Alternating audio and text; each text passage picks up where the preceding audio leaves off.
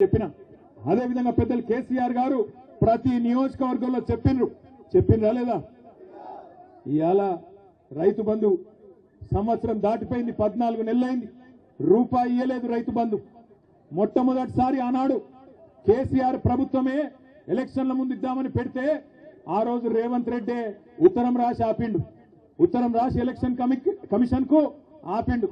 ఇప్పుడు రైతు బంధు పైసలు వేస్తే మళ్ళా రైతులు కేసీఆర్ కే ఓట్లేస్తారు, ఆపాలని చెప్పి ఆపితే అప్పుడు మనం పైసా జమ చేసి పెట్టిన 7,600 కోట్లు అట్లే ఆగిపోయినాయి.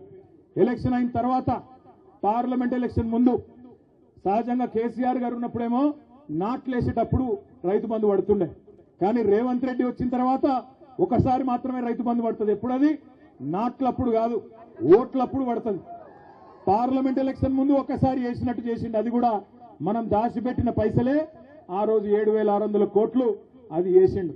ఇప్పుడు మళ్ళీ ఎలక్షన్లు వస్తున్నాయి, జెడ్పీటీసీ ఎలక్షన్లు, ఎంపీటీసీ ఎలక్షన్లు, సర్పంచ్ ఎలక్షన్లు వస్తున్నాయి. మళ్ళా ఓట్లు దొబ్బుకోవాలి కదా, అందుకే కొత్త డ్రామా జనవరి 24కు మొదలవుతుందట, మార్చి 31 దాకా సాగుతుందట. ఒక్కసారి గుర్తుపెట్టుకోండి, మార్చి 31 అన్నాడు కానీ ఏ సంవత్సరమో చెప్పలే. మళ్ళా డబ్బల ఓట్లు పడ్డాక నేను చెప్పినా అంటాడు, ఎందుకంటే మీకు యాదికుండాలి. పెద్ద పెద్ద మాటలు చెప్పిండు ఎలక్షన్ల ముందు. ఏమన్నాడు అన్నాడు? ఏమన్నాడు యాదికుందా? ఎవరైతే కేసీఆర్ గారితోని రుణమాఫీ పొందినరో వాళ్ళందరూ ఎంబడ ఊరుకుండ్రి, ఎంబడ బ్యాంకుకు వండి 2 లక్షలు తెచ్చుకోండి, నేను వస్తూనే ఉన్నా. రాగానే డిసెంబర్ 9 నాడు సోనియా గాంధీ జన్మదినం సాక్షిగా ఒకటే సంతకం పెడతా, ఏకకాలంలో రుణమాఫీ చేస్తా అన్నాడు. మరి ఇలా 1 కాదు 2 కాదు 14-15 నెలలైంది. జరిగిందా రుణమాఫీ? జరిగిందా జరగలేదా? గట్టిగా చెప్పండి కొద్దిగా, జరిగిందా జరగలేదా? ఏ ఊళ్ళో కూడా చారాన కూడా రుణమాఫీ కాలే. అందుకే నేను అడిగిన అసెంబ్లీలో, రేవంత్ రెడ్డి బయట మొరుగుడు కాదు, దమ్ముంటే ఇక్కడ మాట్లాడు. ఏ ఊరుకు పోదామో పోదాంపా, నీ సొంత ఊరు కొండారెడ్డిపల్లె పోదామా, నీ సొంత నియోజకవర్గం కొడంగల్ పోదామా? ఏ ఒక్క ఊరిలో 100% మంది రైతులు కూర్చొని మాకు రుణమాఫీ అయిందని రాసిస్తే అక్కడనే రాజకీయ సన్యాసం తీసుకుంటా అని చెప్పిన అసెంబ్లీలో. కానీ నోరు తెరవడు, మాట మాట్లాడాడు, అటు చూస్తాడు ఇటు చూస్తాడు తప్ప నోరు తెరవడు. రుణమాఫీ అన్నాడు, అది చేయలే. మొట్టమొదటి వారంలోనే మీటింగ్ పెట్టినారు, డిసెంబర్ 23లో మీటింగ్ పెట్టినారు ముఖ్యమంత్రి రేవంత్ రెడ్డి, ఉప ముఖ్యమంత్రి బట్టి విక్రమార్క. బ్యాంకులో వాళ్ళందరినీ పిలిచిండ్రు. బ్యాంకులో వాళ్ళందరూ ఏం చెప్పిండ్రు? సార్ 49,500 కోట్లు కావాలి రుణమాఫీ చేయాలంటే అని. చేసేద్దామన్నాడు, డైలాగ్ కొట్టిండు. సరిగ్గా వారం రోజుల తర్వాత జనవరిలో రేవంత్ రెడ్డి గారే స్వయంగా చెప్పినాడు. ఏమన్నాడు? ఏముందయ్యా, 1 సంవత్సరం కడుపు కట్టుకుంటే 40,000 కోట్లు ఇచ్చేయచ్చు, ఏముంది అన్నాడు. 49,000 నుంచి 9,000 కోట్లు వారం రోజులనే ఎగిరిపోయినాయి. ఆ తర్వాత సరిగ్గా నెల తర్వాత మళ్ళొక మీటింగ్, 40,000 కోట్లు కాదు 31,000 కోట్లు అని మళ్ళొక 9,000 కోట్లు మళ్ళా మింగేసిండు. ఆడికెళ్ళి వెంటనే కేబినెట్ మీటింగ్ జూన్లో, కేబినెట్ లో 31,000 కాదు 26,000 కోట్లే అని చెప్పి బడ్జెట్ లో కూడా 26,000 కోట్లు అని పెట్టినారు. కానీ ఈ రోజు వరకు మొత్తం ఇచ్చిన ఎన్ని పైసలు అంటే 11-12,000 కోట్లు కూడా దాటలేదు. ఇది వాస్తవం. అందుకే నేను అంటున్నా, 49,500 కోట్లలో చారాన కూడా ఇవాళకి కూడా 25% కూడా రుణమాఫీ కాలే. అందుకే గ్రామ సభలకు పోతే రైతులు ఎక్కడికక్కడ ఇరగదీస్తున్నారు, అడుగుతున్నారు. ఏమాయ కొడుకా రుణమాఫీ అంటే సమాధానం లేదు, ఏమాయ 6 గ్యారంటీలు అంటే సమాధానం లేదు. ఆ రోజు మాట్లాడిండు పెద్ద పెద్ద మాటలు ప్రతిపక్షంలో. కేసీఆర్ 2 పంటలకే ఇస్తున్నాడు రైతు బంధు, నేను 3 పంటలకు ఇస్తా అన్నాడు. 3 పంటలకు ఇస్తా అన్నాడు మగోడు. మరి ఇవాళ ఏమైంది? 3 కాదు 1 పంటకి ఇచ్చనికే కింద మీద అవుతా ఉన్నాడు. కేసీఆర్ బిచ్చమేసినట్టు 10,000 ఇస్తున్నాడు, నేను 15,000 ఇస్తా అన్నాడు. పడ్డాయా 15,000 ఎవరికన్నా? ఇవాళ మాట మార్చి సిగ్గు లేకుండా 15,000 కాదు, చారిత్రాత్మక నిర్ణయం తీసుకున్నాం 12,000 ఇస్తున్నా అని సిగ్గు లేకుండా చెప్తా ఉన్నాడు. మోసం చేయడం కూడా చారిత్రాత్మకమట, రేషన్ కార్డు ఇవ్వడం కూడా చరిత్రాత్మకమట. సంవత్సర కాలం నుంచి ఈ రాష్ట్రంలో రైతులను గరీబులను సావగొడుతున్నారు.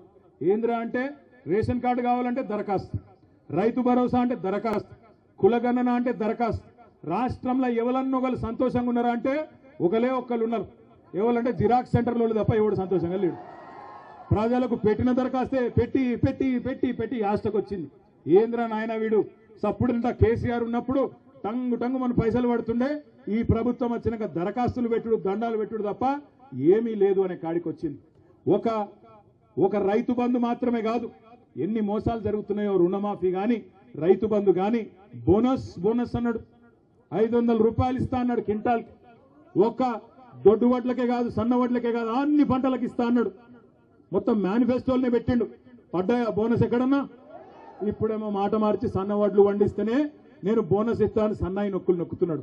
ఇక వ్యవసాయ మంత్రి అయితే సన్న వడ్లకు బోనస్ ఇచ్చింది చాలా బాగుంది, రైతు బంధు వద్దంటున్నారు రైతన్నలు, అందుకే బోనసే ఆలోచిస్తున్నామని చెప్పి ఆయన చెప్తా ఉన్నాడు. అంటే వీళ్ళ ఉద్దేశం ఏంటి అంటే, ఇది గుర్తుపెట్టుకోండి జాగ్రత్తగా నల్గొండ బిడ్డలు, ఇవాళ స్థానిక సంస్థల ఎలక్షన్లు ఉన్నాయి కాబట్టి, సర్పంచ్ ఎలక్షన్లు ఉన్నాయి కాబట్టి మళ్ళా రైతు భరోసా డ్రామా. ఇది బంద్ అయింది అంటే రైతు బంధు కూడా బంద్ అవుతుంది. యాది పెట్టుకోండి. ఎందుకంటే రేవంత్ రెడ్డి చెప్పిండు ముందే, ఏమన్నాడు? కేసీఆర్ ఆనవాళ్లు లేకుండా చేస్తా అన్నాడు. నేను ఒక మాట అడుగుతా, మీరు సమాధానం చెప్పండి. ఆరోగ్యశ్రీ అంటే ఎవరు యాదికి వస్తారు మీకు? వైఎస్ఆరా? ఆరోగ్యశ్రీ అంటే ఎవరు యాదికి వస్తారు? రైతు బంధు అంటే ఎవరు యాదికి వస్తారు? ఎవరు? అందుకే రైతు బంధు బంద్ చేద్దామని చూస్తున్నాడు. ఎందుకంటే రైతు బంధు ఎన్ని పైసలు వేసినా రైతులు కేసీఆర్ నే తలుసుకుంటారు, నన్ను అయితే దేకరు. కాబట్టి దీన్ని ఎట్లన్నా ఖతం చేయాలని చెప్పి గుంపు మేస్త్రి గారు పన్నాగం పన్నిండు. అందుకే నేను చెప్తున్నా మీకు, జాగ్రత్తగా ఉండండి, జాగ్రత్తగా వినండి. ఒక్కొక్క ఎకరానికి మనకు రేవంత్ రెడ్డి ప్రభుత్వం, కాంగ్రెస్ ప్రభుత్వం రైతులకు బాకీ పడ్డది. 2023 యాసంగి పంటకు మీకు 2500 రూపాయల పైగీతం, 2500 రూపాయలు బాకున్నాడు. అదే విధంగా వానాకాలం రైతు బంధు మొత్తం ఎగ్గొట్టిండు. ఇది కాదురా అయ్యా, ఇంకోటది ఇదే, ఇగో ఇది ఏం చెప్తున్నాడే, ఇది యాసంగి 2023 యాసంగి పంటకు 5000 ఇచ్చిండు, చేతులు దులుపుకున్నాడు. అప్పుడు ఎకరాకు 2500 బాకీ ఉన్నాడు. తర్వాత వానకాలం ఒక్కొక్క ఎకరానికి 7500 రూపాయలు బాకీ పడ్డాడు.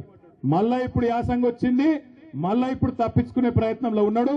తప్పించుకోనియద్దు, 15000 కాదు 12000 ఇస్తాను తప్పించుకునే చక్కర్లో ఉన్నాడు.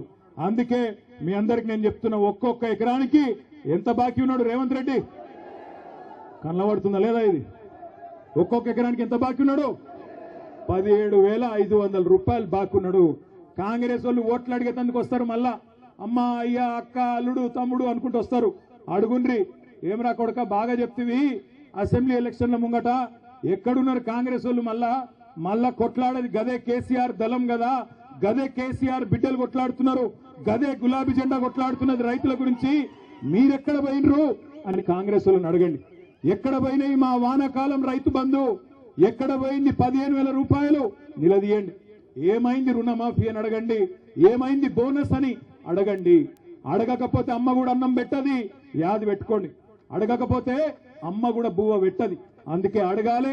పోరాటాల పురిటిగడ్డ నల్లగొండనే మొత్తం రాష్ట్ర రైతాంగానికి ఆనాడు సాయుధ పోరాటంలో ఎట్లయితే స్ఫూర్తి నింపిందో, మళ్ళొక్కసారి రాష్ట్రంలో రైతులు తిరగబడేందుకు నల్లగొండనే వేదిక కావాలి. అందుకే ఇక్కడి నుంచే మొదలు పెట్టినాం ఈ రైతు పోరు. నేను మీ అందరితో ప్రార్థించేది ఒకటే, ఇంకా 4 ఏళ్ల సమయం ఉంది. ఇక్కడికి వస్తుంటే మహమూద్ అని ఇక్కడనే నల్లగొండ పట్టణంలో ఎంటర్ అవుతుంటే ట్రాఫిక్ వచ్చింది, మా కారు మెల్లగైంది. పక్కకు ఆటో వచ్చి ఆగింది. ఒకటి తమ్ముడు ఆటో నడుపుతున్నాడు, ఆదాబ్ అన్న అన్నాడు. ఆదాబ్ భాయ్ అంటే క్యా నామ్ హై అన్న? మేరా నామ్ మహమూద్ హై సాబ్ అన్నాడు. క్యా హాల్ హై మహమూద్ అంటే? క్యా హాల్ హై సబ్ బర్బాద్ హై, క్యా హాల్ హై అన్నాడు. నాశనం అయిపోయినాం. కాంగ్రెస్ ప్రభుత్వం వచ్చినాక రైతులు 410 మంది చచ్చిపోయినరు, గురుకులాల్లో పిల్లలు 55 మంది చచ్చిపోయినరు, ఆటో డ్రైవర్లు 100 మంది చచ్చిపోయినరు, చేనేత కార్మికులు ఇప్పటికి 35 మంది చచ్చిపోయినరు. మొత్తం నాశనం చేస్తున్నాడు సార్ వీడు అన్నాడు. అంటే మరి క్యా కర్నా?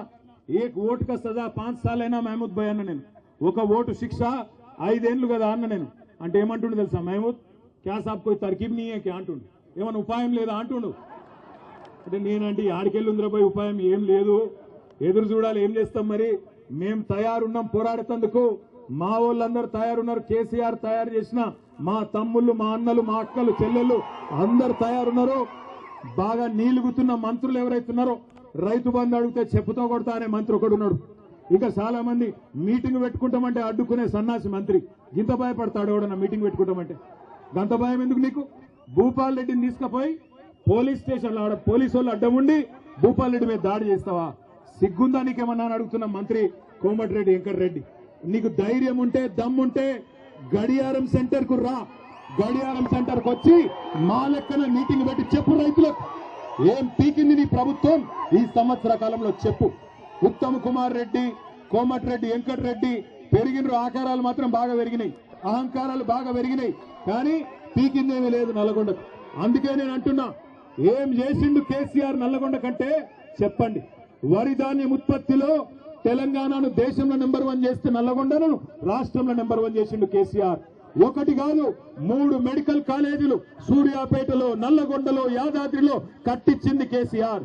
యాదాద్రి గుడిని అత్యద్భుతంగా తీర్చిదిద్ది ఆ లక్ష్మీ నరసింహస్వామి రుణం తీర్చుకున్నాడు కేసీఆర్. తామరచెర్లలో అద్భుతంగా మొత్తం తెలంగాణలోనే అతి పెద్ద విద్యుత్ ఉత్పత్తి కేంద్రం కట్టించింది కేసీఆర్. చెప్పుకుంటా పోతే ఒకటి రెండు కాదు ఎన్నో పనులు చేసినాం. దమ్ముంటే క్లాక్ టవర్ కు రా, మా భూపాలన్న వస్తాడు, మా జగదీశన్ వస్తాడు, వాళ్ళు నీ సంగతి చెప్తారనే మాట కూడా నేను తెలియజేస్తా ఉన్నా నల్లగొండ రైతు బిడ్డలకు. ఎందుకంటే మనం ఆఖరికి మనం హైకోర్టు కూడా ధన్యవాదాలు చెప్పాలి, మనకు న్యాయ వ్యవస్థకు ధన్యవాదాలు చెప్పాలి. ఎందుకంటే రేవంత్ రెడ్డి ప్రభుత్వం అడ్డుకునే ప్రయత్నం చేసిన హైకోర్టు దేశంలో ఇంకా న్యాయం ఉన్నది, ధర్మం బతికే ఉంది కాబట్టి రైతుల పోరాటంలో న్యాయం ఉందని చెప్పి హైకోర్టు కూడా అంగీకరించి ఇవాళ పర్మిషన్ ఇచ్చి ఈ క్లాక్ టవర్ సెంటర్ లో మనకు ఇవాళ సభ జరుపుకునే